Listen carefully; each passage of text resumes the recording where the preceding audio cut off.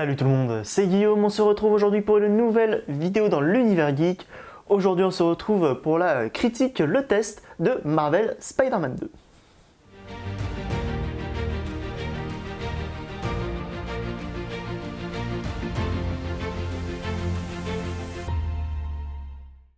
En effet, ça fait à peu près une semaine que Marvel Spider-Man 2 est sorti sur PlayStation 5.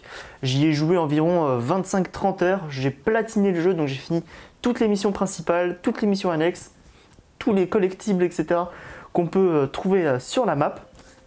Et donc je vais vous donner un petit peu mon avis, ma critique sur ce jeu qui pour le coup était très bon déjà dans un premier temps. Si vous ne voulez pas être spoilé, je vous invite tout de suite à mettre cette vidéo à regarder plus tard et à revenir une fois que vous aurez fait le jeu parce que je vais fortement spoiler certains aspects du jeu. Donc contrairement au film où on fait souvent les points positifs, les points négatifs, là on va apporter vraiment point par point. Donc le premier point ça va être le gameplay. Dans le gameplay on va séparer en deux parties les combats et le déplacement. En termes de combat, ça reste très bon. Honnêtement, ça a repris les mêmes bases que les deux précédents jeux qui avaient elles-mêmes repris les bases, de la saga Batman Arkham. Ça reste très bon, très intuitif. Les boutons, etc., les mouvements, les déplacements pour les combats, etc. sont très intuitifs. Donc ça, c'est un très bon point positif. J'ai trouvé que le développement de Miles était bon dans ses pouvoirs, avec des nouveaux pouvoirs électriques, bioélectriques, etc. Sans être extraordinaire, le développement du gameplay de Miles est un peu moindre que celui de Peter, notamment du fait que dans le jeu, point négatif là pour le coup, il y a beaucoup moins d'infiltration, le jeu te laisse moins le choix, en fait, enfin plus le choix, et du coup en fait il n'y a pas du tout de mission, on te dit il faut être vraiment discret. Donc en réalité la capacité de Miles à être invisible, je trouve, perd beaucoup de son utilité et de son utilisation, en tout cas pour mon expérience personnelle. Je l'ai beaucoup moins utilisé que dans Miles Morales. Mais du coup du côté de Peter en termes de combat, c'est là où vraiment le jeu a vraiment montré son plein potentiel, surtout avec le symbiote, où on ressent grâce à la manette PS5 vraiment toute la puissance dans chacun des coups, où on sent vraiment la rage du personnage, la puissance du personnage. Les capacités spéciales aussi, les sortes de finish sont très bons, très agréables, très satisfaisants. Donc que ce soit des deux côtés, là pour le coup même les attaques électriques sont très satisfaisantes à effectuer. Donc gros point positif du côté des combats quand même, malgré ce manque, comme j'ai dit, des capacités d'infiltration des personnages que j'ai trouvé un petit peu dommage. J'ai trouvé les gadgets en tout cas beaucoup plus utiles. Je sais pas s'ils ont été retravaillés ou si c'est juste moi qui ai changé un peu ma façon de jouer au jeu, mais je sais que sur le premier Spider-Man j'avais très peu utilisé les gadgets, et sur le Miles Morales pareil, j'avais très peu utilisé les gadgets, et finalement sur ce Marvel Spider-Man 2 je les ai trouvés très utiles, je les ai trouvés très forts et peut-être un peu plus intuitifs à utiliser avec la nouvelle roue des gadgets qu'on peut utiliser juste en appuyant sur R1 et une touche, ou L1 une touche, je sais plus, pour les gadgets et les capacités. En tout cas c'est très intuitif et très rapide à faire en combat, donc je les ai beaucoup plus utilisés, donc là-dessus très gros point positif aussi. En termes de déplacement donc, c'est clairement l'un des gros arguments de vente et l'un des gros points positifs du jeu. Le système de balancier, de déplacement déjà des deux premiers jeux était extraordinaire, et vraiment c'était peut-être le plus gros point fort du jeu avec le scénario. Et là ça reprend encore une fois, le système de balancier est très jouissif, très bien, et aussi bien évidemment les wingsuits qui apportent une sensation de vitesse encore plus démesurée, avec les couloirs d'air aussi qui accentuent encore la chose. On peut se déplacer vraiment partout dans la map à une vitesse folle, alterner entre système balancier avec l'étoile, wingsuit, on reprend le balancier, on utilise la petite capacité pour se propulser un peu en l'air ou accélérer, on reprend, etc. C'est très intuitif, très fluide, et c'est très satisfaisant. Donc là-dessus, il y a vraiment des gros points positifs pour le jeu. En termes de design et de graphisme, donc on va commencer par les graphismes. Globalement, très rapidement, ce que ça vaut, c'est très propre. Honnêtement, c'est très propre. Marvel Spider-Man 2 en termes de graphisme, je trouve que c'est encore plus propre si on le compare au premier jeu. Alors oui, il y a 5 ans d'écart entre les deux jeux évidemment, mais c'est là où on voit vraiment en 5 ans la puissance de la PS5, le gap que ça a créé. Honnêtement, on le voit vraiment quand on compare les deux jeux, c'est flagrant, c'est une claque qu'on se prend avec Marvel Spider-Man 2. Je prends en comparatif parce que effectivement, si on prend avec d'autres jeux de PS5, c'est un très beau jeu, Marvel Spider-Man 2, mais c'est pas une claque non plus. C'est un super beau jeu. Il est dans le top des jeux PS5. Mais est-ce que c'est le plus beau jeu PS5? Je ne sais pas. Voilà, c'est pas une claque non plus sur un jeu PS5, mais c'est une claque par rapport à l'évolution graphique sur les premiers jeux. Donc vraiment un gros GG. La distance d'affichage est ouf. On voit vraiment toute la ville. Il n'y a aucun problème pour afficher tout ça. Donc ça c'est vraiment très intéressant, très satisfaisant. Et je dirais le petit point négatif, que ça je l'avais déjà vu dans les bandes annonces, c'est juste la texture de l'eau. Quand on la regarde, je trouve juste comme ça va. Mais dans les petites cinématiques, on voit, on voit vraiment comment quand on rentre en contact avec l'eau, les choses comme ça, c'est là où je trouve c'est un peu limité en termes de graphisme et de texture. Mais sinon vraiment globalement c'est excellent.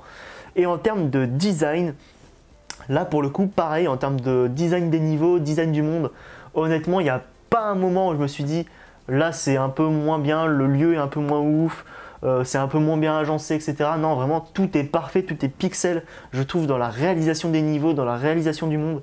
J'ai trouvé ça vraiment pixel. Et pareil pour les designs des personnages, ils sont tous excellents. Il y en avait deux que j'avais un petit peu peur, c'était Mary Jane avec son changement donc depuis la version PS4 que j'ai trouvé finalement très bon. Je m'y suis très rapidement fait, ça m'a pas du tout dérangé et honnêtement je la trouve peut-être même finalement mieux que sur le premier jeu. Et Peter, j'avais un petit peu peur, on avait vu, ça avait déjà fait polémique en 2018, enfin un peu après 2018 quand ils avaient fait le changement de visage dans le jeu pour la version PS5. Finalement, je trouve que cette version-là m'a beaucoup plus plu que la version qui a été proposée pour Spider-Man 1 de PS5 et Miles Morales pour le personnage de Peter. Je trouve qu'ils ont retravaillé quelques petits points, que finalement ça a bien marché. Moi, le personnage a réussi vraiment à m'embarquer dans son histoire. Donc vraiment content aussi du côté graphisme et design. Quelques petits points, voilà, mais sinon globalement c'est très bon. En termes de scénario et de personnages, donc peut-être le, si ce n'est oui, l'un, si ce n'est le point vraiment le plus important pour moi dans ce jeu. Les personnages, donc comme je l'ai dit, graphiquement, ils sont tous très bons. Et il y a forcément des personnages qui m'ont beaucoup plus marqué. Il y a honnêtement aucun personnage que je n'ai pas aimé dans le jeu. Il y a tous les personnages que j'ai vraiment bien appréciés, notamment Peter, bien évidemment, en number 2, je dirais, en deuxième position, je dirais Peter, avec tout son côté symbiote, son côté développement du personnage, que j'ai trouvé très intéressant, toute cette partie où vraiment il est Venom et il est en colère et vraiment il rejette tout le monde autour de lui, etc. J'ai trouvé ça super intéressant. J'aurais aimé que la transition entre le Peter gentil, qui vient d'avoir le symbiote, et vraiment le Peter vénère soit un peu plus longue et un peu plus nuancée, avec un peu plus d'étapes, mais sinon globalement je trouve que la transition reste quand même très bonne. Le personnage est vraiment très bon. J'ai kiffé vraiment cette transition et le développement du personnage de Peter, notamment sur intérieurement, ses démons intérieurs, sur la mort de May, sur le fait qu'en réalité il a l'impression peut-être que ce qu'il fait ne sert à rien parce que ça continue sans cesse, c'est sans arrêt. Petit point négatif pour moi, parce que je l'ai vu arriver, c'est la retraite de Peter. Pas pour la retraite en elle-même, même si ça me fait mal et que c'est mon personnage préféré, donc je préférerais qu'il continue, même si je pense qu'il sera là dans les prochains jeux. C'est surtout que je l'ai vu venir vraiment dès le début du jeu, quand on a commencé à nous teaser le fait qu'il a eu du mal à gérer sa vie perso et sa vie Spider-Man, qu'il aimerait bien plus s'investir dans avoir un travail qui lui plaît, etc. J'avais commencé à sentir qu'à la fin du jeu, il arrêterait d'être Spider-Man et Banco, ça a pas loupé. Donc voilà, un peu déçu sur le fait que j'ai pu l'anticiper facilement. Mais sinon, globalement, le personnage de Peter reste très intéressant. Personnage de Miles, un peu moins. Il a eu ses heures de gloire, il a eu un peu son développement. Mais j'ai trouvé quand même que le personnage vraiment mis en avant, ça restait Peter. Mais clairement, avec Martin Lee, le fait qu'il se retrouve face à face avec Lee plusieurs fois, l'homme qui a tué son père, qu'il essaye de vraiment lui pardonner, mais qui sait qu'il n'y arrive pas. Et il veut se venger aussi, mais au final, il sait que c'est pas ce que son père voudrait, c'est pas ce que Peter veut, c'est pas ce que lui veut en réalité lui-même. Donc voilà, on le sent un peu tiraillé à certains moments, on le sent en colère, mais finalement, le développement reste léger, je trouve, mais tout de même assez intéressant, vu que c'est pas le développement principal du jeu pour moi. Donc ça reste un bon arc, tiers premier, voilà. De second arc un petit peu, mais proche du premier quand même. Mais les gros points positifs en termes de personnages, bien évidemment, c'est les deux méchants, Venom et Kraven. Venom, comme j'ai dit, tout son côté quand il est sur Peter, certes, mais aussi tout son côté quand il est sur Harry, où du coup là, il prend le contrôle total d'Harry. Vraiment, il a le contrôle total, c'est lui qui a les manettes et qui guide tout ce que Harry fait. Et j'ai trouvé ça vraiment impressionnant. Le personnage est vraiment extraordinaire déjà dans le design aussi, mais vraiment très impressionnant, très puissant, très menaçant. Bref, tout ce qu'on veut d'un bon méchant finalement. Et pareil pour Kraven, très charismatique, le chara design est parfait, le personnage est super intéressant. Et d'autant plus qu'on apprend qu'il est malade, etc. et qu'en réalité, il veut trouver un adversaire à sa taille pour ne pas mourir dans son lit comme une merde un petit peu. Et finalement, pour lui, c'est sa vision, finir en heure de gloire et et être tué par un adversaire qui l'aura mérité, par un adversaire plus puissant que lui.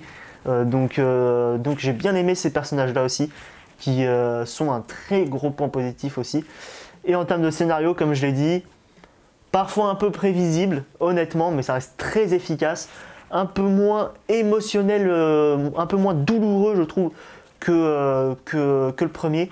Il y a vraiment deux scènes qui m'ont fait un petit peu presque avoir la larme à l'œil. Une scène vraiment du jeu, quoi. Et une autre scène, mais c'est une scène, un flashback en réalité de la mort de Tante May, donc qui m'a remis un peu larme à l'œil. Donc vraiment une scène unique au jeu qui m'a mis un peu la larme à l'œil. Sinon, en termes d'émotion, je trouvais que c'était un peu en dessous du premier. Mais en termes de mise en scène, en termes de combat, de méchants, de développement de personnages, honnêtement, tout est supérieur dans ce jeu. Donc clairement, un grand merci à Insomniac Games pour avoir fait cette histoire principale qui était un pur chef-d'œuvre.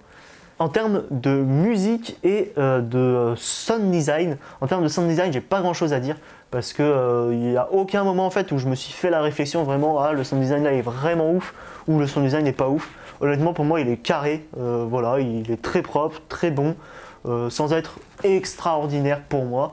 Il est à la hauteur du jeu, à haut niveau, donc rien à signaler de ce côté-là.